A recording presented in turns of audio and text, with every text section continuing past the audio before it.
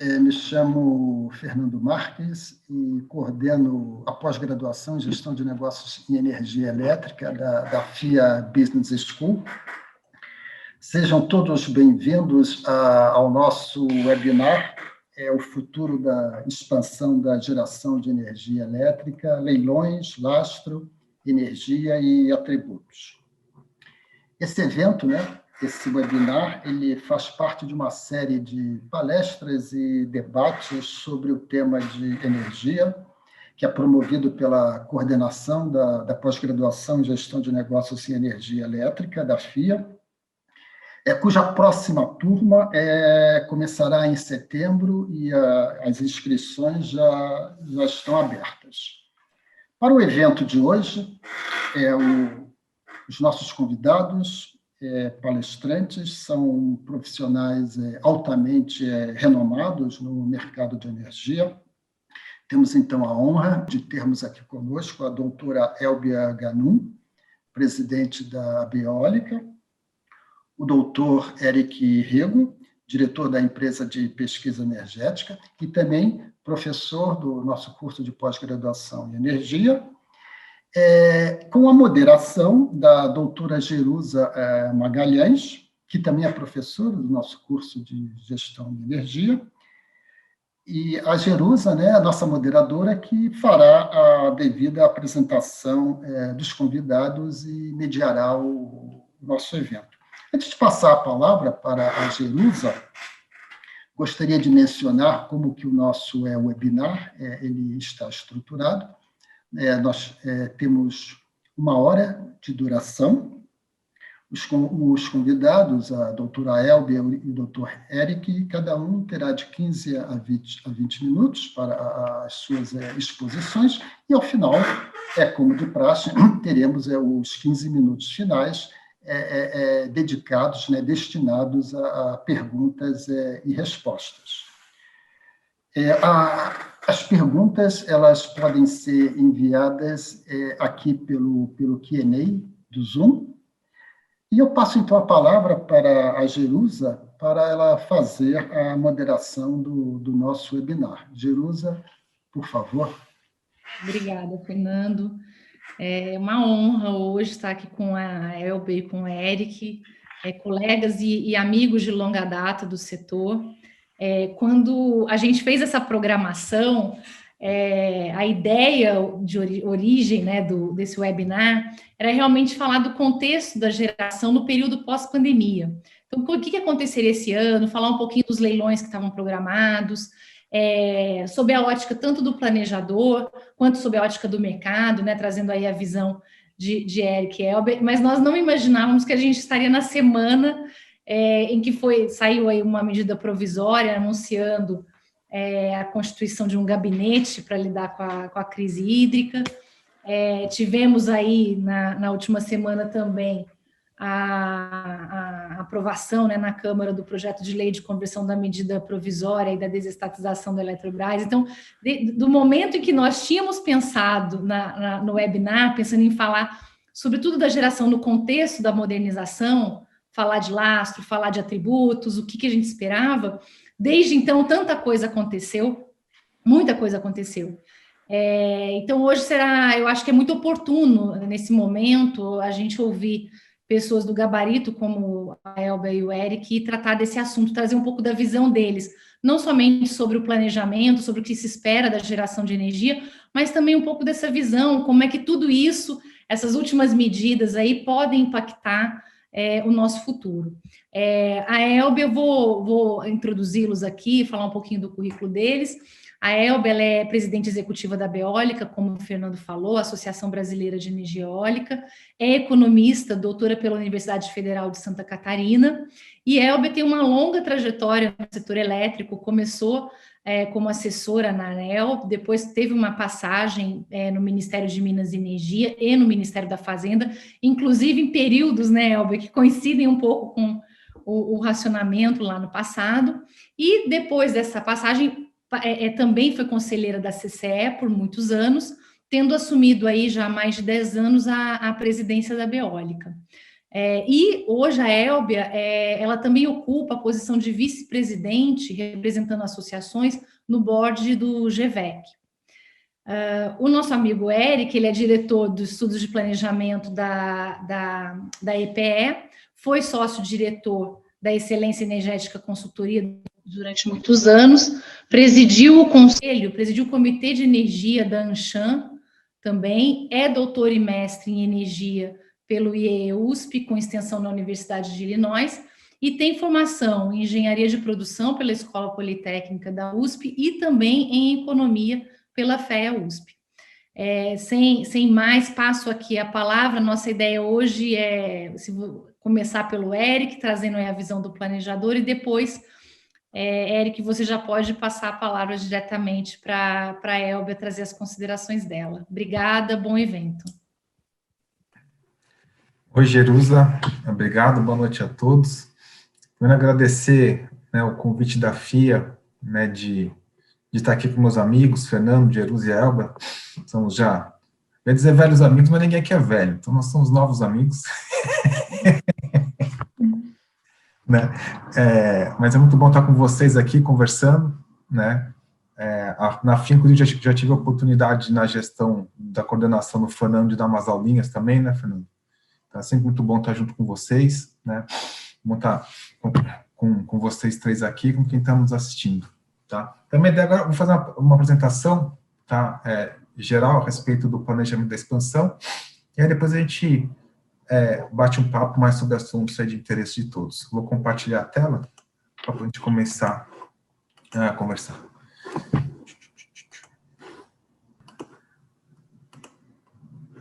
Vou tirar isso aqui daqui.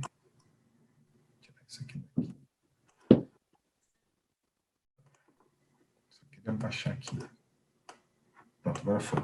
Bom, beleza, vamos lá. Então, a ideia aqui, né, falar de forma meio sucinta um pouco da visão do planejamento da expansão de geração, né? Muito do resultado que eu estou trazendo aqui é o que está publicado no Plano Decenal de Expansão, que a EPE publica anualmente, junto com o Ministério de Minas e Energia. Então, foi publicado em fevereiro desse ano o estudo, com horizonte até 2030. Então, eu vou trazer aqui um pouco dessa leitura do plano, né, como a gente vê o planejamento da expansão, e depois a gente fica aberto para discussão. Bom, planejei aqui para a gente conversar, falar um pouquinho da EPE, coisa bem resumida, tá, sem entrar em muitos detalhes, né, para quem não conhece, né, a EPE, falar um pouco dos desafios do setor e a busca do equilíbrio que a gente tem, que a gente procura na expansão da geração de energia elétrica. Bom, vamos lá, um pouquinho sobre a EPE, tá? Então, aqui tem, não vou colocar o vídeo, tá? Mas quem quiser depois, aqui tem um videozinho bem legalzinho, né? Que mostra um pouquinho do papel da EPE. Então, quem quiser depois tiver um pouco de paciência, tem um link aqui. Clicar nesse vídeo do YouTube, ele mostra um pouquinho de forma animada a EPE.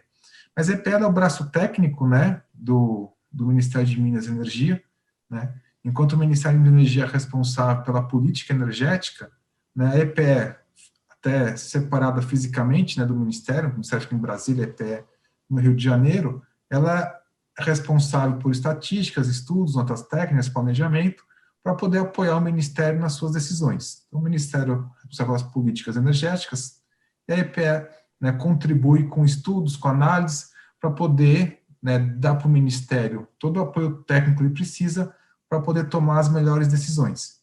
E aí, com isso, ele conseguir fazer o planejamento ancorado nos estudos, né, de necessidade de longo prazo do setor. Né. A EPE, ela fica, quem não conhece muito bem, tem toda uma estrutura institucional do setor de energia elétrica, né. A EPE está aqui, então você tem o Conselho Nacional de Política Energética, que é um conselho interministerial, embora presidido pelo Ministério de Minas e Energia, mas outros ministérios também participam, como o Ministério da Economia, o Ministério do Meio Ambiente, Casa Civil, Ciência e Tecnologia. Né. Aí nós temos o Ministério de Minas e Energia, que tem a EPE como uma vinculada direta, então a empresa estatal vinculada ao Ministério de Minas e Energia, e apoiando, né, o Ministério, você tem as agências, né, Nacional de Petróleo, Gás Natural e Biocombustível e a Agência Nacional de Energia Elétrica. Sob regulação da ANEEL, a gente tem a Câmara de Comercialização de Energia Elétrica, responsável pelas operações, né, do mercado livre e regulado, né, e o Operador Nacional do Sistema, né, que que ele é responsável pela operação em si em tempo real aqui do sistema, tá? Como braço aqui de apoio do Ministério, a gente tem um comitê de monitoramento do setor de energia elétrica que participa o próprio Ministério, EPE, CCE, ONS, ANEEL, né, a ANP e a ANA como convidados, então todos eles acompanham de perto, e tem todo esse arcabouço institucional aqui junto, né, do setor, sempre em parceria com as associações e em parcerias com agências internacionais também para o desenvolvimento, né, de um bom planejamento. A gente, por exemplo, com a IEA tem tido uma agenda bastante intensa e próxima nesse contexto de modernização, eles têm nos apoiado muito, baseado em experiências internacionais, né, de como foi a modernização. A gente teve um período no passado com reuniões semanais, até com a agência, eles nos ajudaram muito no plano que nós estamos trabalhando com o Ministério de Modernização, e com todas as demais agências, a gente sempre muito próximo, né, buscando aí um planejamento de longo prazo, olhando as melhores práticas internacionais. Tá? Bom, quando o conhecimento de todos vocês, né, a gente precisa, país, né, como um todo, precisa acelerar seus investimentos em infraestrutura. Por quê? Porque investimento em infraestrutura, né, é uma das bases para aumentar a produtividade no país. Mas a gente pegar uma equaçãozinha básica de como que o PIB cresce, o PIB ele cresce pela quantidade de trabalhadores, para quem estuda economia o L, né, pela produtividade do trabalhador. Trabalhadores é a nossa taxa de crescimento populacional, mas como é que a gente faz para o nosso trabalhador ter mais produtividade? Investir em educação, investir em pesquisa e investir em infraestrutura, né? Então, vocês todos aqui com a FIA já estão nessa orientação de investimento em educação para vocês serem melhores profissionais, tem toda uma necessidade de investimento em P&D no país, e o que a gente precisa também é aumentar o estoque de capital, é ter mais infraestrutura. Aumentando a infraestrutura, combinando esses agentes todos, a gente tem maior produtividade, com mais produtividade, a gente consegue melhorar o PIB. E o Brasil investe pouco em infraestrutura, né? Se a gente pegar esse gráfico aqui, investimento público e privado em investimento como um todo, já investe pouco, né? Então você vê que raramente o Brasil investiu em tudo, não só em infraestrutura, mas investiu em tudo, mais do que 20% do PIB, né? Entre público e privado, e a gente sabe que para um país crescer 4 a 5% ao ano, precisa investir em torno de 25% do seu PIB. Quando a gente compara a taxa de investimento do PIB do Brasil com outros países do mundo, é uma taxa de investimento aqui baixa, né, abaixo dos 20%, bem menor que a média de outros países, e quando a gente olha apenas investimento em infraestrutura, a gente vê que o Brasil não investe nem 2% do seu PIB em infraestrutura, menos que vários dos nossos colegas aqui, né, vizinhos, próximos ou não tão próximos, como Chile, Costa Rica, Paraguai e Colômbia, que investem mais em infraestrutura do que o próprio país.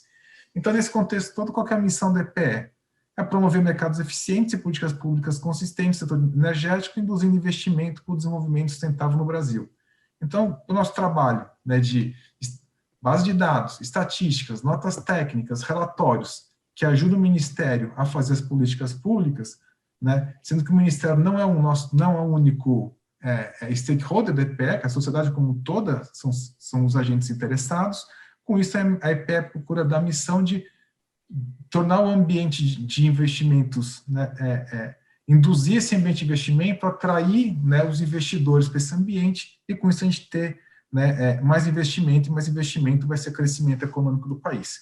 Então, a EPE está inserida nesse contexto, como seu apoio técnico ao Ministério, quem faz a política pública é o Ministério, mas a EPE, através de seus estudos, querer induzir esse investimento, né, induzir esse crescimento, né, do país. Bom, então agora em específico do setor de energia elétrica, né, aqui como alguns desafios, né, os desafios têm crescido para a gente poder fazer o planejamento e a própria expansão do setor de energia elétrica, né. Antigamente era mais tranquilo, quando você tinha uma matriz, né, que era só hidrotérmica e todo consumidor só regulado, era um planejamento que ele era mais simples de ser feito, que você sabia onde estava a usina, onde estava a térmica, e todo consumidor estava regulado. Hoje em dia, com a diversidade de tecnologias e com o consumidor cada vez mais ativo, que isso tudo é muito bom, os desafios aumentam também. Então, você tem hoje que lidar com uma diversificação da matriz, que é um desafio, mas é um desafio muito bom. Então, agora você tem fontes eólicas, fontes fotovoltaicas, principalmente crescendo, né, e com isso baixando a tarifa para o consumidor, baixando o preço para o consumidor, trazendo mantendo a renovabilidade da matriz, né, e todas as suas externalidades socioambientais. Então, você tem uma diversificação induzida pelo mercado. Então, naturalmente, isso acaba trazendo, né, mais desafio para o planejamento. Temos, do ponto de vista conjuntural, incerteza quanto à retomada do crescimento econômico, né, pós-período de pandemia, todo um contexto de transição energética e o novo papel do consumidor e dos agentes dessa transição, a necessidade de busca de uma confiabilidade e segurança no suprimento, então sempre buscando equilíbrio entre preço e segurança no suprimento, né? Uma expansão hoje em dia motivada pelo mercado livre. Em 2020, se não me engano, em torno de 70% da expansão foi promovida pelo mercado livre, e essa tende a ser a tendência que a gente olha para os próximos 10 anos, né, até 2030, mais ou menos esse deve ser atuado. Então, de 2/3 do crescimento vindo pelo mercado livre, apenas 1/3, né, ou até menos, até 1/4 só indo pelo mercado regulado, e isso traz naturalmente algumas incertezas, que a gente tem que estar como planejador sempre antenado e próximo ao mercado para conseguir contribuir, né, para esse crescimento do mercado livre, e a modernização do setor, para a gente, né, trazer mais lógica econômica, mais eficiência econômica para o funcionamento do mercado. Tá? Bom, uma das incertezas que a gente tem, que eu comentei com vocês, é quanto ao cenário macroeconômico, né? Então, a gente naturalmente tem incerteza de como vai ser a retomada, e essa incerteza de como vai ser a retomada faz com que a gente crie mais de um cenário de expansão, que a gente vai ver mais para frente, tanto mais de um cenário de expansão para a geração, como mais de um cenário de expansão para a transmissão. Então, a gente trabalha com mais de um cenário, em função dessa incerteza, né, e faz parte do nosso planejamento planejar sobre algumas incertezas, e uma delas é a própria retomada do crescimento econômico. Os números de referência que a gente adota para o crescimento para o próximo período é esse, um PIB aqui para esses próximos 5 anos de 2,8, depois de 3 na média os outros 5 anos da década, e a partir dessa referência aqui de crescimento, a gente traça um cenário de crescimento, depois a gente traça outros cenários de crescimento superior ou inferior.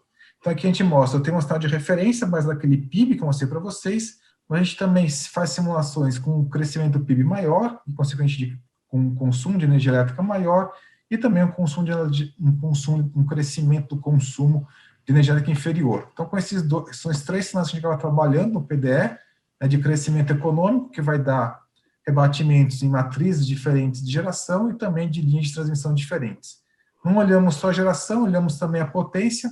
Então, quando a gente tem aqui a carga de energia, né, retratando, né, como deve crescer o consumo de energia, assim como deve crescer também a demanda máxima, né, por potência. Então, a gente tem que estar sempre olhando não só o consumo ao longo do período, né, como o consumo também instantâneo. Então, são as duas grandezas que a gente está olhando, esses são os 2 grandes atributos que a gente tem que estar sempre olhando quando está falando planejamento, é atender o setor ao longo do período, né, ao longo de um ano, ao longo de um mês, né, como a energia, e atender o sistema nos seus momentos mais críticos, que vai ser nosso atendimento de capacidade. Então, essas 2 linhas é o que a gente sempre põe no sistema, a forma de um melhor equilíbrio, né, de custos, de forma a atender tanto as necessidades de energia como as necessidades de potência do sistema.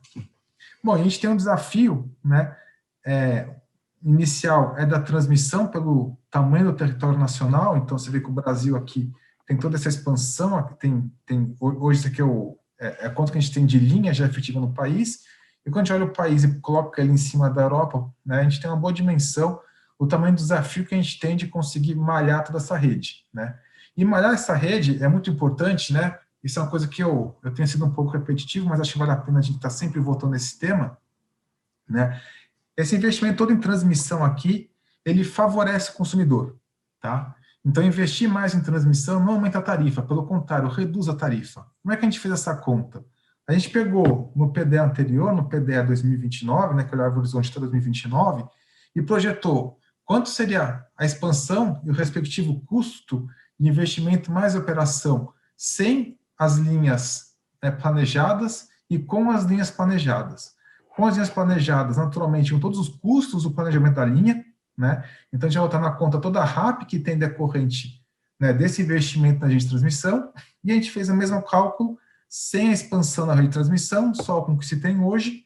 Então, não teria um delta RAP, só a RAP que já se tem hoje já contratada, e como é que seria o custo total de operação do sistema de geração mais transmissão. o sistema com geração mais expansão da linha de transmissão fica mais barato para o consumidor, em termos de valor presente líquido, de 8 a 9 bilhões. Ou seja, expandir o sistema de transmissão, como ele permite buscar oportunidades de geração mais baratas, como as eólicas no Nordeste, permite uma competição entre as fontes, porque eu permito mais acesso, mais competição, seja em leilão ou no mercado livre. Nossos números mostram que expandir a rede de transmissão, por mais que o valor absoluto dela, da transmissão, aumente, o valor G mais T, que é o que importa no final, ele cai. E essa é a preocupação do planejamento. Eu quero que a configuração total de geração mais transmissão seja a menor possível, né, no equilíbrio de risco e preço para o consumidor. E o que a gente mostra no cálculo é que expandir a rede de transmissão significa não só aumentar a confiabilidade do sistema, mas promover um custo total de geração mais transmissão menor para o consumidor. Então, é um desafio importante que a gente persegue de conseguir malhar o sistema, né, buscando sempre esse equilíbrio entre preço e custo, mas o resultado que a gente vê é aumenta a confiabilidade e reduz o custo total do consumidor. Daí, então, a importância de estar crescendo o investimento em transmissão. Esse gráfico aqui à direita mostra, né, como é que está o sistema já atual e projetado. À esquerda aqui tem um filmezinho que ele mostra como que evoluiu o sistema de transmissão ao longo desse século, de 2001 para cá. Então, o que a gente tem aqui, essas linhas, é 2001, então só no comparativo você já consegue enxergar 2001 versus 2000, aqui até 2025, que é o que está pronto em construção, mas se ligar o videozinho aqui, dá para a gente ver como cresceu o sistema. Tá, então, esse aqui é o crescimento, aqui está oculto aqui o ano, tá? Mas aqui mostrou claro para vocês o quanto que o sistema de transmissão ele cresceu ao longo, né, desse século, aumentando de forma significativa a segurança do sistema, com muito mais conexões, né, e conseguindo, né, permitir que fontes mais baratas acessem o sistema e vendam para os consumidores, aumentando, então, esse aumento da malha permitiu tanto maior segurança do sistema, como também uma redução da conta G mais T para o consumidor. Tá? Bom, nesse desafio da transmissão, a gente também está junto deles os desafios, né, da incerteza do crescimento econômico, que fizeram com que a gente, no PDE, traçasse também 3 cenários de crescimento e transmissão. Então, para cada cenário de crescimento econômico, a gente traçou alguns cenários de crescimento e transmissão, então, para o crescimento econômico mais agressivo, o de referência, e para o crescimento econômico mais pessimista. Então, traçamos 3, então isso mostra o quê, né? A gente, como apoio técnico do planejamento, mostra as opções para o Ministério, né, de quais caminhos de expansão da transmissão seguir, a depender de cada, de cada crescimento econômico. Tá? Queria destacar aqui, na transmissão, né, a expansão de linhas que a EPE já planejou e já foram licitadas, né, o quanto que já aumentou a capacidade de intercâmbio, né, e aquele gráficozinho passado mostrou, né, já o aumento, mas alguns números são interessantes, só a capacidade total de exportação do Nordeste, se a gente for enxergar aqui na figura da esquerda, vai aumentar 2000, que era 6 GB, vai chegar em 23 a 14,5, em 2025 a 15 GB,2, o Norte e Nordeste vai aumentar de 11,8 para 16,5 GB, essa capacidade de exportação, e o Sul aumenta, aqui está bem em cima, né, de 10,5 GB para 13,4 GB, né, de linhas aqui que já foram, né, planejadas pela EPE e já foram licitadas pela ANEEL. Bom, busca do equilíbrio, tá? De forma bem rápida aqui, qual que é o nosso desafio desse equilíbrio quando está enxergando a matriz do futuro? Lembrando que o planejamento que a gente traz no PSDE é um planejamento indicativo, né? Não é determinativo, então é um pouco diferente da transmissão, que a transmissão acaba sendo determinativa, o planejamento, em função da necessidade que se tem de escoamento, a gente projeta as linhas, e enquanto no planejamento da geração é indicativo, a gente procura fazer uma leitura do comportamento do mercado, o que tende a ser a matriz de melhor balanço entre risco e preço. E o Brasil tem um dilema bom, né, que é igual, parafraseando igual no futebol, quando o técnico tem muitos bons jogadores, que é quem botar em campo. Então, o Brasil ele tem, né, o grande benefício de ter muito gás natural que vem associado a toda a estação do pré-sal, tem um potencial de bioenergia no campo também como o pessoal, né, como o setor gosta sempre de comparar, é uma Itaipu que se tem nos canaviais, tem uma capacidade de radiação gigantesca, tem um potencial eólico, a Elber depois pode me dizer números, mas já antigamente falava em potencial de 140 GB, depois 300 GB, e depois acho que pararam de medir porque o céu é o limite aqui do potencial eólico. Mas o ponto o potencial eólico é muito maior do que a gente tem de geração. Temos reservas de urânio, né, uma das maiores reservas de urânio do mundo, um potencial hidrelétrico do ponto de vista técnico ainda significativo na região norte, mas naturalmente com grandes desafios socioambientais para serem superados. Mas o ponto é que o Brasil tem uma grande oferta aqui de fontes, e o desafio é a gente conseguir buscar esse equilíbrio dessas fontes, né? Esse desafio a gente pode enxergar nos projetos que são cadastrados para os leilões da EPE. Então, a EPE, quando promove um leilão ali, os empreendedores se cadastram, né, para a EPE poder fazer uma habilitação técnica e desses, né, eles estarem aptos para participar dos leilões. O que a gente vê aqui dos leilões, veja, esse ano aqui a EPE, dos leilões né, que os empreendedores já aportaram projetos, a gente já recebeu mais de 5 mil projetos esse ano, né, com esse volume aqui, ó, aqui está bem, vou tirar aqui para poder ver, vocês poderem ver a escala. Então, aqui em vermelhinho aqui são fotovoltaicos, em verde aqui são os eólicos, aqui são os térmicos, e aqui embaixo é o que a gente tem de IPCH. Então, a gente vê um volume gigantesco de projetos que tem, quer dizer, oferta não falta. Então, dada essa grande oferta que a gente tem, diante das três, térmica, eólica e fotovoltaica, é buscar esse equilíbrio, né, de participação dessas fontes, com o melhor equilíbrio aí de risco e preço para o consumidor. E o que a gente tem visto também é que essa grande participação de eólica e fotovoltaica, né, ela não traz simplesmente vantagens ambientais para o consumidor, mas já traz vantagens econômicas, né? A gente vê esse gráfico embora um pouco considerando até 2018, mas o sinal dele é bem, ele já passa a mensagem que eu quero passar para vocês. Você pode ver, tanto como a solar, como a eólica, a queda de preço que a gente teve ao longo desses últimos anos, onde eólica e fotovoltaica em leilão negociam até 2 dígitos, né? Que seja um preço viável um pouco mais de 100, mas que seja na casa de R$100 megawatt-hora, um pouco mais, um pouco menos. Essas fontes, elas são competitivas, o que significa que o preço de viabilidade delas é metade de qualquer outra fonte, seja PCH, hidrelétrica ou térmica, vai subindo essa barra aqui, mas eólica e PCH são tecnologias que se viabilizam a um preço metade de qualquer outra tecnologia. Então, é natural, né, de que o mercado, né, opte por essas tecnologias, é natural que elas cresçam, né, e acabem conduzindo o crescimento da expansão de geração de energia elétrica. Então, seja no mercado regulado ou no mercado livre, a gente vai ter sim, uma presença muito forte dessas fontes, que elas trazem benefícios não só econômicos, né, mas também ambientais e de segurança também, tá? Então, vamos frisar que nenhuma fonte, né, tem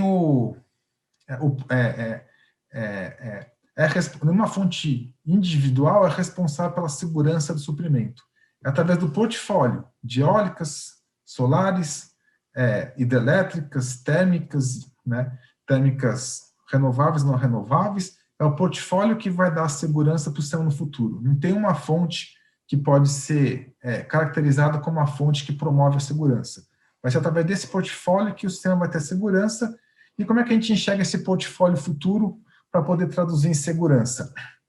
O que a gente vê, então, comparando, né, o que estava em 2020 para 2030, quem são os grandes, né, as fontes que vão conseguir atender no equilíbrio de preço e segurança, quais são as fontes que devem conduzir a expansão do setor? Eu tenho aqui a geração eólica, que deve dobrar de tamanho até 2030, geração distribuída, que é muito puxada, né, por fotovoltaicas, vai crescer aqui 6 vezes, né, e mais do que dobrar na geração centralizada. Então, eu tenho que, tanto eólica como solar, de forma centralizada distribuída, devem atingir em torno de um pouco mais de 30 GB até o final de 2030, E complementando o crescimento puxado por eólica e fotovoltaica, a gente planeja que deve ter um crescimento de gás natural, e aqui para atendimento de potência, então o PDE coloca como térmicas flexíveis, e outras fontes também dão sua contribuição, todas participam desse portfólio, né? Seja biomassa, seja PCH, nuclear, né? Todas elas têm uma participação no crescimento, né? Mas o destaque maior, de fato, é para a eólica fotovoltaica para atender energia e gás para atender potência. Esse crescimento hidrelétrico que o PDE coloca é basicamente repotenciação, modernização, não há novos projetos, das dificuldades, né, ambientais que se tem, que faz com que a matriz, que hoje é 62% hídrica em termos de potência, deve ir para 54%, e aí a pizza aqui vai mudando, né, de cada um dos projetos, né, de cada uma das tecnologias, como é que é a legenda, como vai crescendo, então a eólica saindo de 9% para 16% de participação, né, o gás mais quase que mantendo sua participação, a biomassa basicamente mantendo, né, a fotovoltaica aqui crescendo sua participação de geração concentrada. A gente projeta que isso resulta em uma expansão de 170 bilhões aqui de geração centralizada e 93 bilhões de geração distribuída. Bom, a geração distribuída, o sinal de referência que a gente traçou o PDE 2030 é esse de 24,5, que é o que a gente chamou de cenário verão, e tem um cenário de mudança regulatória aqui, mais imediata, onde teria uma pequena inflexão aqui dessa curva de crescimento, mas num cenário ainda onde de redução de subsídios da geração da MMGD, ainda assim com menos subsídios, conseguiria até 2030 uma expansão de 16,8 GB, né? Então aqui, de fato, tem a geração distribuída tem um papel aqui, né, bastante importante na expansão do sistema como um todo, tá? A partição das hidrelétricas, conforme eu comentei com vocês, que já foi de 75% em termos de potência, a gente está enxergando que vai chegar quase a metade. O grupo aqui de eólicas, fotovoltaicas, né, e biomassas deve representar 1/3 da capacidade instalada até o final da década, e a térmica mais ou menos mantendo sua participação na faixa de 13% até o final da década, tá? Em termos de geração efetiva, no gráfico anterior eu falei que a hidrelétrica antigamente representava 75% da capacidade, mas em termos de geração em si, ela representava no começo da década 90% da geração em si. Esse 90% da geração em si no começo da década deve ir caindo, a hidrelétrica deve chegar até o final da década com uma geração efetiva de 2/3 aqui da energia. Eólica, fotovoltaica e biomassa, que no começo do século praticamente não se tinha, deve chegar a 25% da geração efetiva até o final da década, e as térmicas convencionais devem manter mais ou menos seu perfil de 8% de entrega de geração, né, no final da década. Tá? Então, esses são os números mais gerais do que a gente enxerga do PDE. O PDE esse ano, de 2030, ele trouxe uma inovação de considerar, nesse equilíbrio de segurança e custo, os novos critérios de segurança do sistema, que é você olhar risco e profundidade de risco de energia e de potência. Então, a gente tem CVAR de energia, CVAR de potência, a gente tem também o cálculo de CVAR de CMO, e temos também o LOP de potência. Então, são 4 variáveis agora que a gente usa para a segurança do sistema. Então, né, o plano foi construído com base nessa métrica de segurança, buscando o melhor equilíbrio entre segurança e preço. Quem quiser mais informação, aqui tem o link do PDE, né, o capítulo 3 ele trata de geração, o capítulo 4 ele trata de transmissão. Aí, se qualquer dúvida, a gente fica à disposição aqui para responder para vocês. Então, acabei até me estendendo mais do que o tempo que eu tinha para falar, tá? Mas essa é a mensagem, a mensagem inicial que eu gostaria de passar para vocês. Obrigado.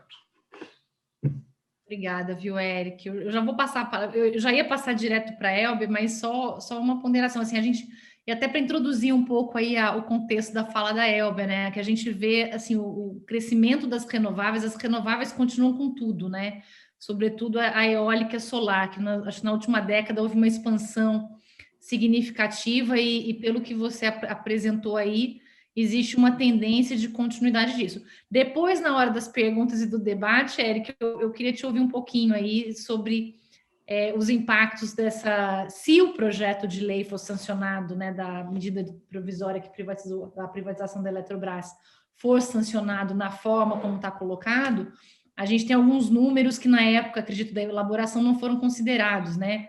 São, acho que, os 6.000 mega de térmicas, mais os 2.000 megas de UHE, e fora a prorrogação do Proinfa, que aí fica aí numa opção do gerador. Mas eu não vou entrar nessa polêmica agora, não. Queria aí ouvir um pouco também agora a visão da Elbia sobre o nosso futuro da geração.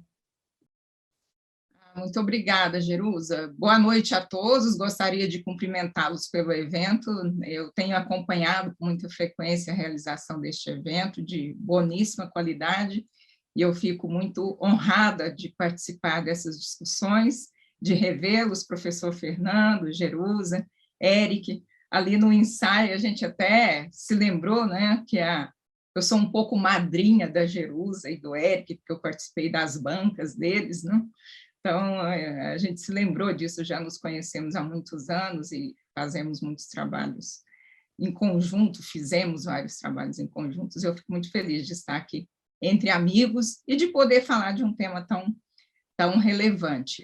Eu gosto sempre que ter a oportunidade de, quando encontro alguém da EPE, o Thiago Barral, o Giovanni e agora o Eric, olhando os números do planejamento, e eu sou uma verdadeira fã da EPE e do trabalho da EPE, gosto muito de cumprimentá-los e parabenizar pelo trabalho que vem realizando, o PDE 2030, o PNE 2050 também, e as atualizações que estão sendo feitas. A EPE é uma instituição de excelência, eu tenho muito respeito pelo trabalho da EPE e confiança no trabalho que ela realiza. Depois, quando a gente for falar lá no final das perguntas, Jerusa, que você vai fazer, eu até vou fazer comentário a respeito do planejamento. O planejamento é impecável, não precisa que o legislativo intervenha, né? Bom, mas o professor abriu a conversa falando que o nosso tema é futuro, lastro, energia, atributos. Bom, futuro. O futuro já é o presente. Grande parte do futuro está sendo contratada agora, né? E as decisões que estão sendo tomadas hoje terão efeitos nos próximos 5, 10, 20, 30 anos. E hoje a palavra futuro está muito presente, e é presente porque a gente está discutindo as nossas decisões de investimento, e colocada ali pelo Eric, infraestrutura é um fator importante de desenvolvimento econômico e social. Energia é infraestrutura, energias renováveis é infraestrutura de boa qualidade, que gera emprego, que gera renda, e no caso das eólicas, desenvolvimento econômico. Nós recentemente divulgamos um estudo da Abeólica, apresentando o quanto a chegada dos parques eólicos mudou a vida do Nordeste brasileiro, mudou a vida das famílias e daquela região, porque levou ao desenvolvimento econômico. O estudo, até realizado pela GO Associados, mostrou que o IDH subiu em 20% e o PIB cresceu em 21%, naquela região com a chegada dos parques eólicos. E nesse momento de pandemia, pós-pandemia, que ainda não é pós, o mundo está falando muito em retomada econômica e retomada econômica verde, e retomada que pode ser em U ou que pode ser em V. Mas no caso dos investimentos de energia, seguramente é em V, porque é uma retomada rápida dos investimentos. Até no Brasil, a gente percebe uma retomada em V no campo da energia, embora a gente não consiga ver ainda nenhum U no lado da economia, mas a gente está percebendo no ramo da energia. E uma das bandeiras que os países estão levantando, e a energia eólica, solar, e a eólica até pelo GIEC, a gente entrou nessa bandeira da retomada econômica verde e da geração de emprego. Então, a gente está vendo esse cenário de crescimento lá fora e estamos percebendo isto no Brasil. O ano de 2020 ele teria sido um ano terrível para a eólica, se a gente tivesse num momento talvez de 3 anos atrás, porque nós não tivemos leilões, e nós fomos altamente dependentes dos leilões até 2017, 2018. E ano passado a gente contratou bem, alguma coisa em torno de 3 gigawatts, e toda essa contratação foi no Mercado Livre, e ela está muito associada a essa retomada dos investimentos e a pauta ESG, ou ISG, que são os ativos das empresas que estão buscando os ativos que tenham o componente, né, de governança, de meio ambiente e social. Então, quando nós falamos de infraestrutura, energia renovável, energia eólica, a gente está falando da pauta ESG, e que é um nicho de mercado muito grande. Então, quando nós falamos de futuro, e eu tenho repetido bastante esse termo, o futuro do Brasil é renovável, é competitivo e é livre, porque as contratações estão acontecendo no mercado livre.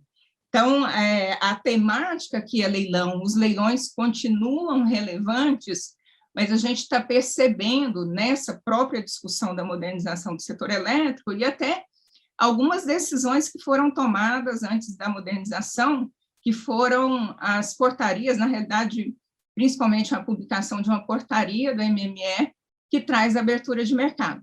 Então, essa abertura de mercado, ela mostra que o setor elétrico está caminhando para essa abertura.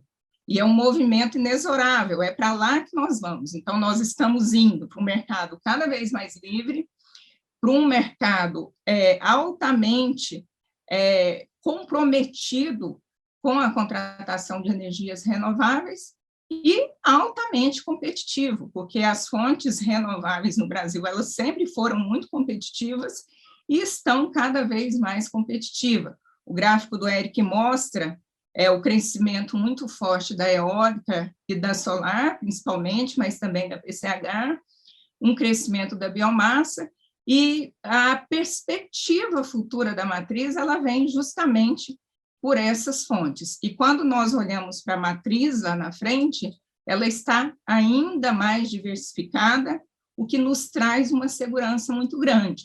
Então, os outros pontos que foram mencionados, em termos de futuro, a gente está falando mesmo nessa economia de baixo carbono, net zero 2050, o mundo todo procurando reduzir as emissões, então nós estamos com o produto certo em mãos.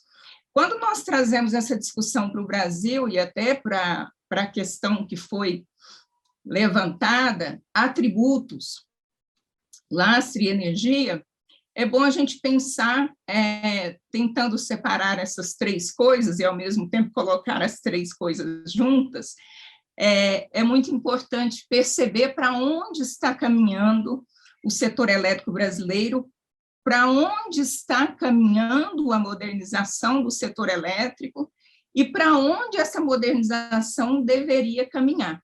Nós estamos discutindo as questões regulatórias da modernização, mas existe uma modernização já acontecendo.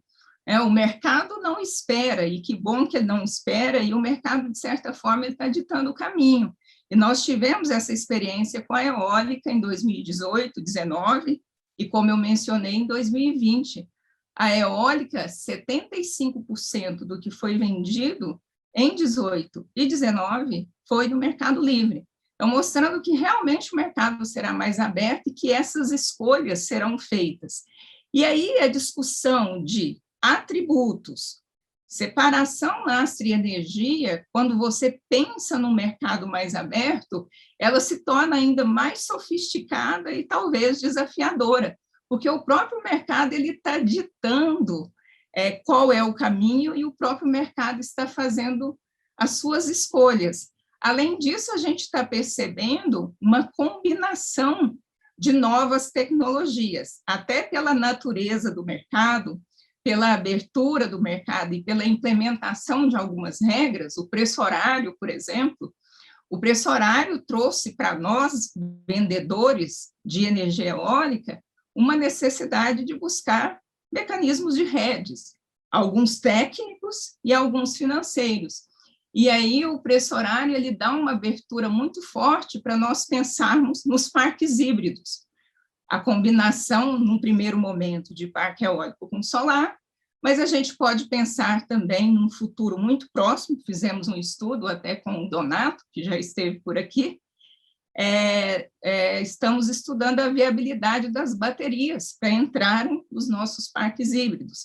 Isso indica uma inovação, novas tecnologias, novos desenhos de negócios. E nós já estamos falando de parque offshore, que é uma outra forma de geração. E nós estamos falando um pouquinho na frente, talvez uns 5 anos na frente, 2030, 2035, nós estamos falando de hidrogênio verde, que você vai produzir hidrogênio com a energia renovável. Então, o futuro, que está muito presente já, porque muita coisa já está sendo feita agora e precisa ser feita agora, a regulação para offshore precisa ser feita agora, a questão ambiental, a gente está trabalhando nisso, a regulação de híbridos, buscar a viabilidade das baterias, tudo isso está acontecendo agora. Então, essas inovações que a gente está enxergando, todas elas vão trazer uma diversificação ainda maior na matriz, né? Então, essa matriz vai ficar altamente diversificada, e até nos parques eólicos, a gente comemorou no dia 15, 19 gigawatts de capacidade instalada. As eólicas são complementares entre si, porque os parques estão distribuídos na região Nordeste em quadrículas distintas, e só o fato dessas quadrículas de vento serem distintas, elas já trazem uma complementaridade. Nesse momento de crise hídrica que estamos falando, o mês de junho é o período que começa a safra dos ventos. Então, de junho a novembro é o período que a eólica vai gerar mais. A eólica vai gerar, em setembro, outubro, vai chegar a gerar 20% do sistema interligado nacional, no momento que o Brasil mais vai precisar de energia e de potência. Então, esses conceitos que nós tínhamos no passado e aprendemos na escola, eles estão mudando com uma rapidez, com uma velocidade, que a gente tem que colocar esses conceitos aqui e pensar se a gente não está falando mais de, ao invés de falar que a gente está vendendo 1 megawatt-hora, que está vendendo uma potência, será que nós já não estamos vendendo atributos sistêmicos, não é só um atributo ambiental? Será que a gente não está trazendo para o mercado soluções de suprimento, ao invés de vender energia? Então, toda essa reflexão, eu acho que é importante a gente fazer agora, porque a gente está falando de uma modernização do setor, uma modernização que está acontecendo de fato. A regulação nem está conseguindo acompanhar essa modernização, porque o mercado está fazendo isso na frente, e isso é muito bom. Então, a gente precisa refletir mesmo, porque eu me lembro que esses conceitos a gente trouxe lá atrás. Não é que eles serão rasgados e jogados no lixo, não. Eles serão pensados e utilizados, mas talvez agora eles tenham que ser vistos de uma forma diferente.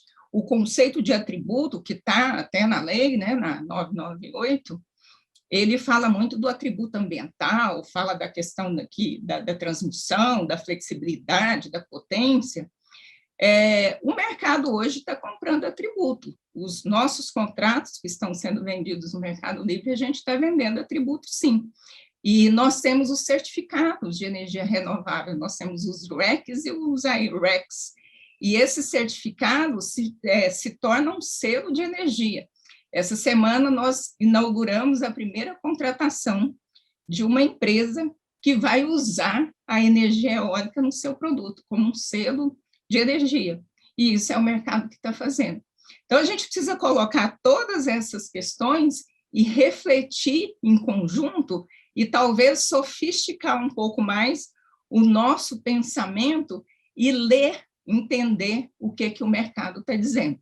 Então, talvez até uma próxima discussão, viu, Jerusa, que a gente possa fazer, de refinar um pouco mais o pensamento naquilo que eu chamaria de atributos sistêmicos ou soluções de energia, ao invés de venda de energia ou venda de potência. Outra coisa que a gente precisa pensar é a hidrelétrica. Será que a hidrelétrica vai continuar fazendo o papel que fazia, MRE, garantia física, Não está na hora de repensar isso, não, e de pagar pela hidrelétrica o atributo dela, porque ela tem trazido atributos sistêmicos que talvez não estejam sendo valorados e precificados adequadamente.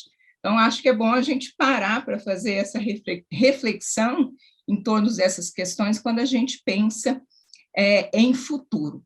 E aí, um ponto que eu gostaria de trazer para reforçar, e esse talvez seja o maior desafio, nós temos números muito bons para a eólica e um futuro até incontestável ali dentro do planejamento, de que será maravilhoso, vamos seguir essa trajetória. Agora, o Eric trouxe um ponto que é o fundamental, nós precisamos de transmissão. Hoje, o maior desafio para a expansão do setor está na transmissão, e aquele PIB de 3% que ele trouxe ali já é bastante desafiador. Às vezes, a gente fica horas brigando, fontes brigando uma com a outra, mas a nossa grande questão está na transmissão, e a gente precisa realmente reforçar a transmissão para conseguir aumentar ainda mais a competitividade da energia que estamos produzindo, porque, como bem falou o Eric, quanto mais transmissão, mais você vai ter uma energia barata, porque você vai poder aproveitar os recursos renováveis que são altamente competitivos. Então, eu trouxe aqui para a gente refletir e depois talvez abrir uma nova discussão nessa linha de pensar o setor como uma solução mais ampla de combinação de fontes e de combinação de soluções de mercado. Acho que esse é o ponto central. Obrigada a vocês. Elbia, muito obrigada, viu, pela sua fala. Eu acho bem interessante isso que você colocou, porque ontem eu mesma estava num grupo discutindo, ouvindo uma pessoa falar sobre o futuro da distribuição, a gente discutindo a sustentabilidade das distribuidoras, e aí uma abordagem que ela fez, ela falou algo um pouco parecido com o que você acabou de colocar, que muitos dos conceitos, o setor ele evolui tão rapidamente, que a gente começou com a CP36, depois a gente veio com a modernização, e muitos dos conceitos que estão lá já estão mudando, a gente já tem que ter um novo olhar. O lastro e energia seria um deles, né? A gente está aí aí o leilão de potência, a MP fala a própria MP aí da racionalização de segunda-feira fala de reserva de capacidade, da Eletrobras também fala de contratação de capacidade, mas enfim, eu acho que é válido isso que você colocou, se não seria o momento talvez, é quase que uma revisão de alguns conceitos que foram trazidos na época do GT Modernização. Eu queria aproveitar e chegaram algumas perguntas muito interessantes aqui. Eu vou começar com uma pergunta direcionada para o Eric.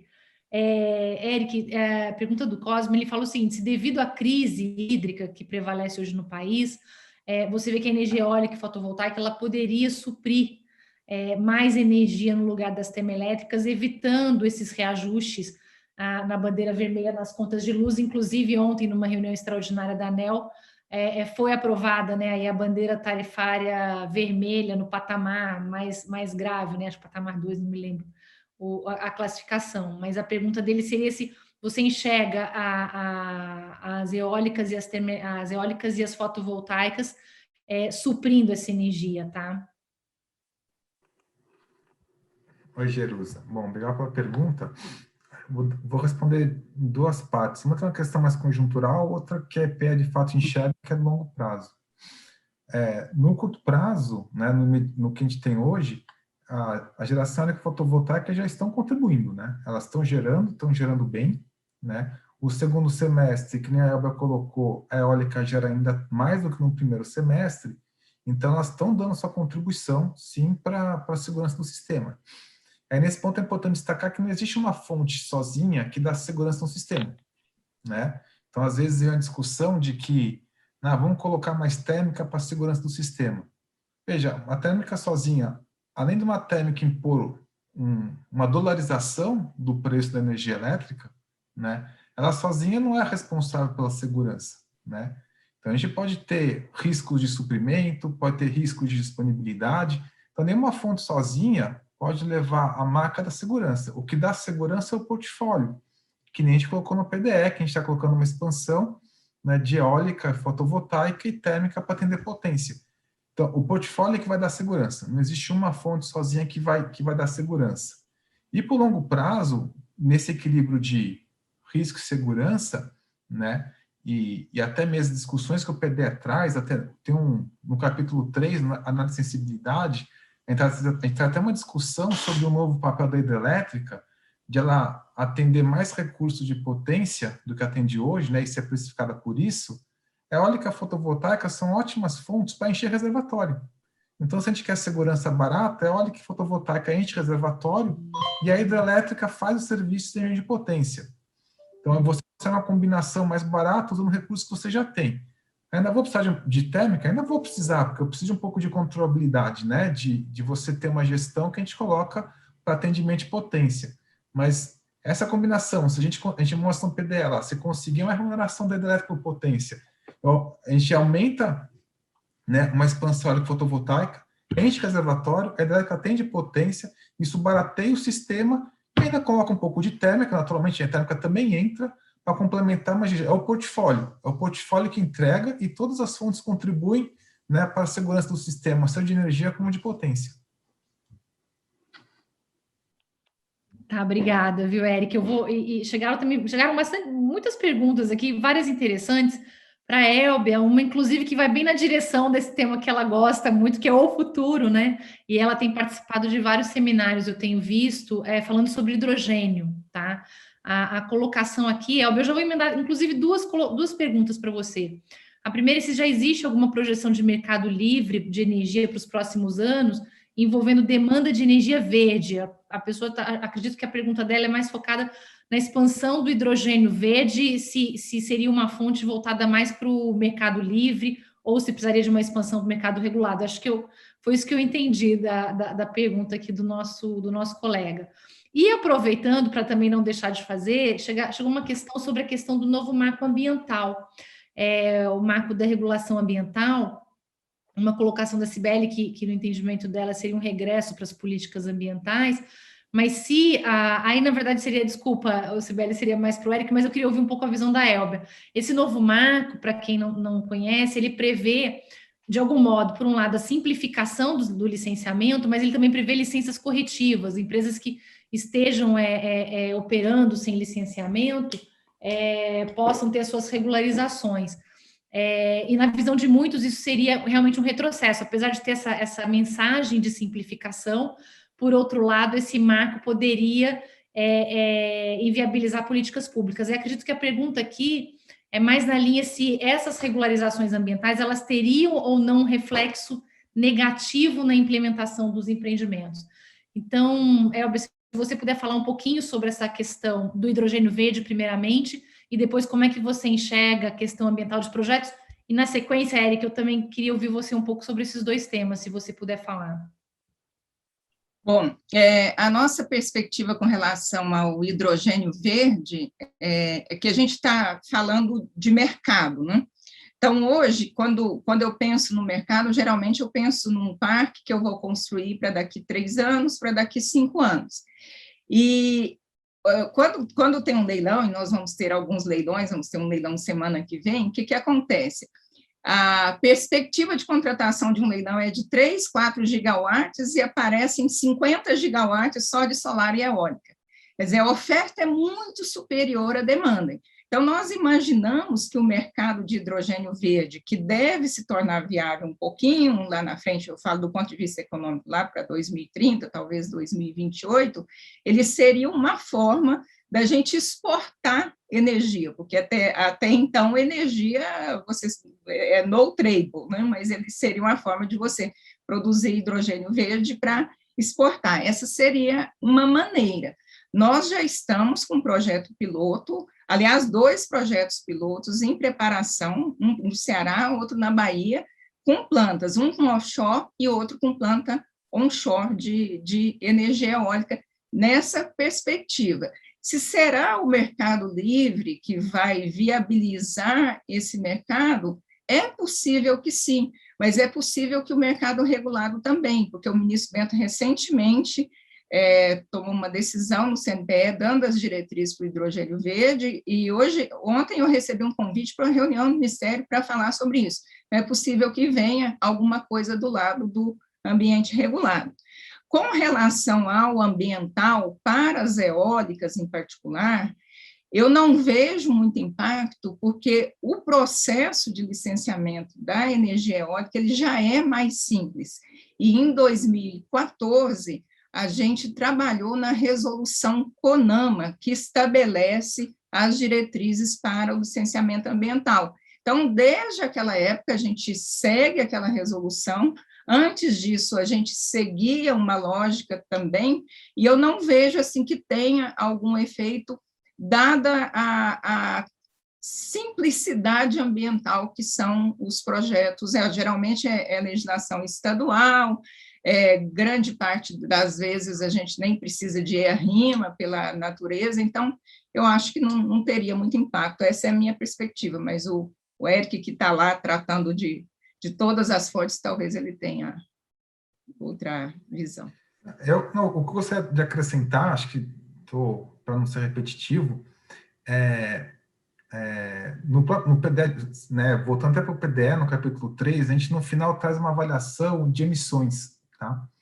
E o que a gente mostra é que, se a matriz for essa que a gente está indicando, né, que chegar no final da década ela com 2/3 de geração hídrica, 25% de geração fotovoltaica, as emissões caem para 2030, tá? Então, as emissões de gás causador de efeito estufa vai cair no setor de energia elétrica. Tá? Então, a gente tem esses números, a gente tem um número para cada sinal de referência, quanto que é a variação de emissão. Então, a gente está enxergando que, né, que atendendo essa matriz, se ela seguir nesse plano indicativo, né, e com o mercado aí contratando, né, energias renováveis, né, continuando a contratar energias renováveis, né, a gente atende qualquer requisito de manutenção da renovabilidade, requisitos de respeito ambiental, quer dizer, já está nesse alinhamento. Então, essa matriz já dá para esse alinhamento, né, que das preocupações estão trazidas. Então, a gente tem até esse número lá que mostra bem esse efeito ao longo da década. Tá, joia, obrigada. E indo já até para o último questionamento aqui que o pessoal que está com a gente colocou, já eram duas questões sobre isso, que é a questão do lastro energia, que eu acho que é uma questão ainda muito árida para muita gente. Um colega nosso fala, professor Eric, que o PL 414 prevê a separação, né, de lastro energia, porém sua aplicação prática ela é nebulosa para os agentes, se você poderia falar um pouquinho a respeito disso. A Caroline também pergunta sobre os efeitos práticos disso para os mercados do ambiente livre para o mercado regulado, né, para as contratações. Então, agora invertendo um pouquinho, se você puder falar sobre isso, e depois a visão da Elba, que eu também imagino, né, Eric, que esse, como a Elba colocou, é um tema que já evoluiu, né? Acho que da primeira nota técnica que saiu sobre lastro e energia para o que a gente vem olhando hoje, imagino que muitas reflexões foram feitas, né? Então, se você puder falar um pouquinho sobre isso, e aí e já peço até para vocês colocarem suas considerações finais também, para a gente encerrar, porque avançamos só um pouquinho aqui do nosso horário. Obrigado, Jerusa. Só vou falar uma questão de cronograma primeiro.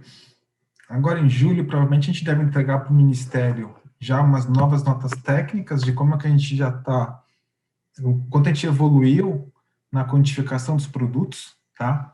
Então, como você falou, é uma evolução lá desde a CP33, aí depois foi quando foi criado o grupo técnico de modernização, que aí em 2019, né, o grupo trouxe, né, já um avanço, né, uma continuidade do trabalho de Lastro Energia. De lá para cá, a gente continuou trabalhando, não só internamente, mas até como entrei na apresentação, a gente conversou muito com a agência internacional, né, buscando o apoio deles de experiências internacionais, outras práticas dessa reforma, como colocar os produtos, e agora, a partir de julho, a gente deve finalizar alguns relatórios técnicos, né, enviar para o Ministério, depois o Ministério deve abrir consulta pública, né, ao longo algumas semanas depois da gente disponibilizar a nota técnica. Então, em breve, aí no terceiro trimestre, né, já deve estar aberto ao público aí, né, o andamento dos trabalhos. Em relação ao Lastro Energia, vou tentar ser um pouco breve aqui, embora o assunto termine um pouco mais de discussão, mas o que a gente está discutindo é uma questão de adequabilidade do setor, né? E a adequabilidade, todos os mercados de energia do mundo, eles têm essa preocupação de adequabilidade, né?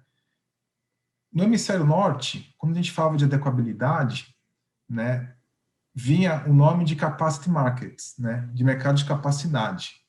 E por que o mercado de adequabilidade lá era vinculado à capacidade? Porque lá as matrizes são majoritariamente térmicas.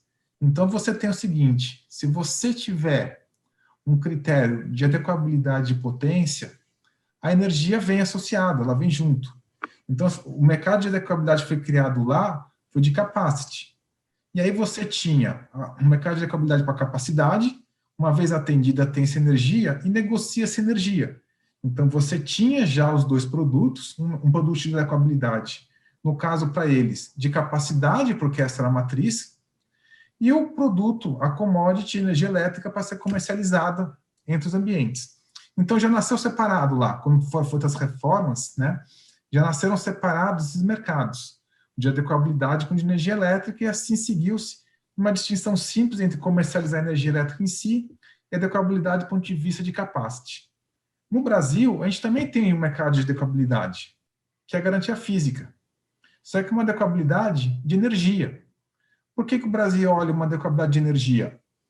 Porque a gente tem e tinha uma matriz basicamente renovável, que depende de incertezas de vazões, incertezas de ventos, incertezas de radiação. Então, incertezas da natureza.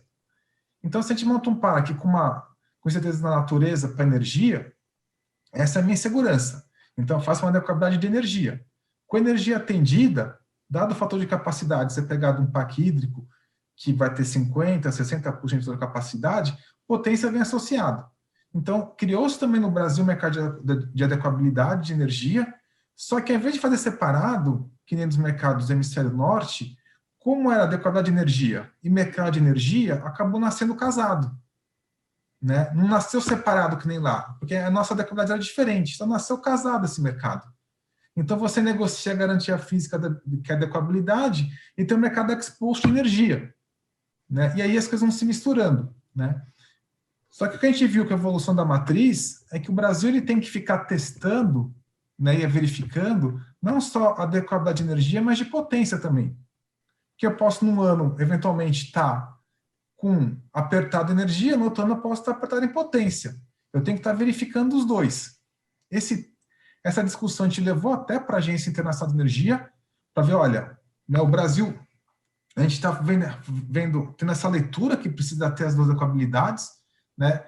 E qual que é a leitura de vocês? Eles concordaram com a gente com essa leitura que o Brasil, pela sua matriz, tem que estar olhando para os dois, e até depois alguns relatórios da agência já colocam isso, que tem países que tem que passar a olhar as duas adequabilidades. Então, o que a gente está fazendo nessa proposta nasceu já em conjunto a adequabilidade com o mercado. Só que agora a gente precisa de uma outra adequabilidade. Então, a gente está falando de duas adequabilidades e o mercado. A adequabilidade de capacidade, que vai ser o laço de capacidade, a adequabilidade de energia, que vai ser o laço de produção, e o mercado de energia em si, que vai ser a commodity. Então, com isso, a gente fica, né, na mesma página que outros países, em termos de mercado, com a única diferença é que a gente vai passar a medir duas adequabilidades, enquanto o mercado do hemisfério norte media só uma adequabilidade, já nasceu separado. Então, a gente nasceu na reforma que a gente teve com a garantia física, nasceu-se junto, né, a adequabilidade com o mercado de energia. Agora a gente quer só colocar cada um na sua caixinha, para que cada um tenha seu preço correto e cada um possa, de fato, atender ao propósito de cada um deles. Então, a proposta vem nessa linha, e a gente separar o que são coisas diferentes e acrescentar uma adequabilidade nova pelo perfil da nossa matriz, né? E o trabalho que a gente está fazendo agora, né? E acho que um motivo que gera um pouco de dúvida é que tem muito trabalho para ser feito, né? Ou tinha muito trabalho para ser feito e está sendo feito de detalhamento do que é cada uma dessas coisas. Então, a partir agora no segundo semestre, a gente começa a entregar relatórios que vão detalhar cada uma das coisas, requisitos e recursos do sistema e das fontes, para mostrar como que a gente consegue identificar, né, cada um desses atributos do sistema.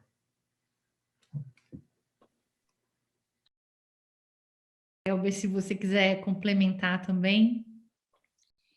Um dos aspectos que eu coloco às vezes a gente fala que o setor muda muito rápido. Talvez de 2000, que foi o ano que eu entrei no setor, a 2015, não tinha mudado tanto. Acho que a mudança começou muito a partir de 2011, quando a matriz hidrotérmica começou a se tornar a matriz renovável térmica. Por quê? As eólicas começaram a entrar e hoje realmente elas são muito relevantes da matriz, elas são 11% da matriz, e a eólica é hoje a segunda fonte de geração da matriz. E quando você pega a pizza da matriz, ela está bem fatiada, com 60% de hidrelétrica. Então, acho que o nosso modo de pensar, né, e até a nossa formação da matriz hidrotérmica, está lá no passado. E as mudanças estão acontecendo mais rapidamente, justamente com a entrada dessas chamadas novas renováveis, ou renováveis não controláveis, outros chamam de intermitentes, né? Então, olhando para essa matriz nova, a gente precisa realmente repensar todo o nosso paradigma de operação, e inclusive de cadeia de modelos. Quando nós rodamos o planejamento, nós utilizamos uma cadeia de modelos que precisa ser repensado. Então, a gente precisa repensar todo esse pacote, que ele está ali na discussão da modernização, e alocar melhor os recursos que nós temos. Os recursos térmicos, tem espaço para todo mundo na matriz, e todas as fontes são necessárias para a matriz. Agora, a gente tem que pensar no problema da alocação desses recursos, pensar de forma a otimizar essa alocação, e aí, não sei se o termo é atributo, se é lastro, se é energia, isso a gente pode discutir depois, talvez também, como eu falei, até modernizar e sofisticar a análise, mas no fundo a gente está falando de ter flexibilidade, ter potência, ter reserva girante, estabilidade dinâmica, mas a gente precisa ter atributo social, a gente precisa ter tributo ambiental, a gente precisa ter megawatt-hora, porque no final das contas é megawatt-hora que interessa, né? Então, segurança, competitividade, é muito importante a gente colocar tudo isso no pacote e tentar entender o que a gente quer para a matriz futura, e talvez seja oportuno fazer essa discussão, porque o ponto que eu coloco aqui com relação ao lastro, energia, todas as discussões, é que a CP33 foi de 2016. A nossa cabeça e o nosso modelo era muito diferente, e a gente, por várias razões, não conseguiu fazer a lei naquela época, e agora muita coisa aconteceu de lá para cá, então talvez seja a hora da gente repensar e assim, né, respeitando toda essa discussão que está sendo feita, mas é muito, muito importante a gente pensar isso para frente e lembrar que, realmente, o que nós precisamos nessa matriz é uma diversificação grande e linhas de transmissão. Escoamento é o escoamento que vai nos dar essa segurança.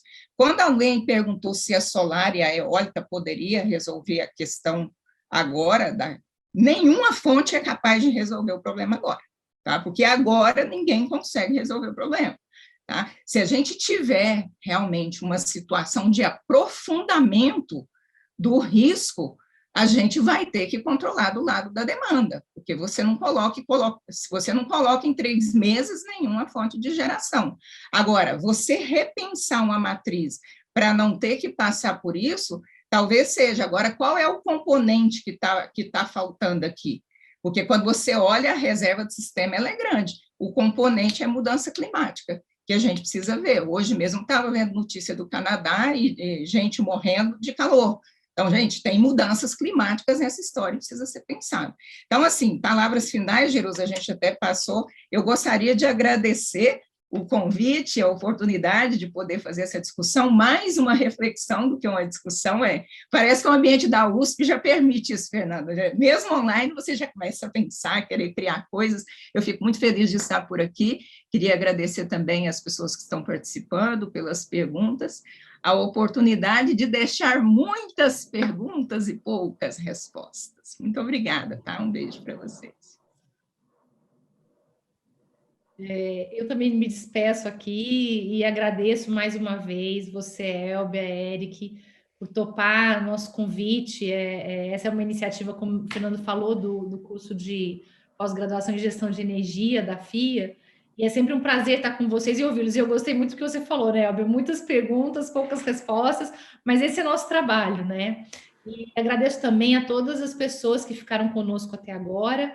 Eric, se você quiser também encerrar, falar alguma palavra final aí, na sequência, Fernando, você pode, passo para você fazer o encerramento do webinar de hoje. Obrigada. Bom, então só agradeço o convite, né, da FIA, muito gostoso conversar com o Fernando, com a Elbia, com a Jerusa, né, então sempre à disposição aí para o que precisar. Obrigado, gente.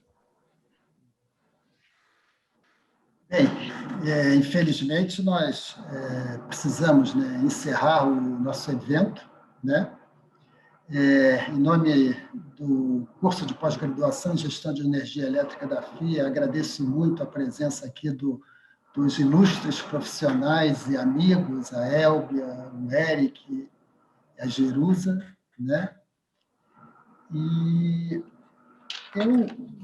eu fiquei assim muito contente, né, em função de algumas colocações assim otimistas, né?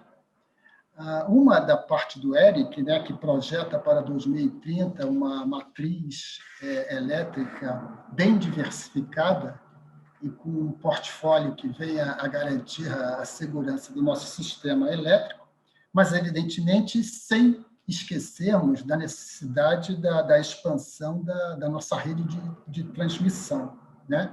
E como o Eric muito colocou, de forma a propiciar um resultado na geração mais transmissão, é um resultado assim mais eficiente, né, e econômico para o nosso sistema como um todo. E fiquei também muito contente com a colocação da Elbia, né, uma colocação otimista e com a qual eu concordo, né, que a retomada da economia, pelo menos no que se refere ao campo da energia, ela é verde e ela é livre, né, em função da expansão do nosso mercado livre, né?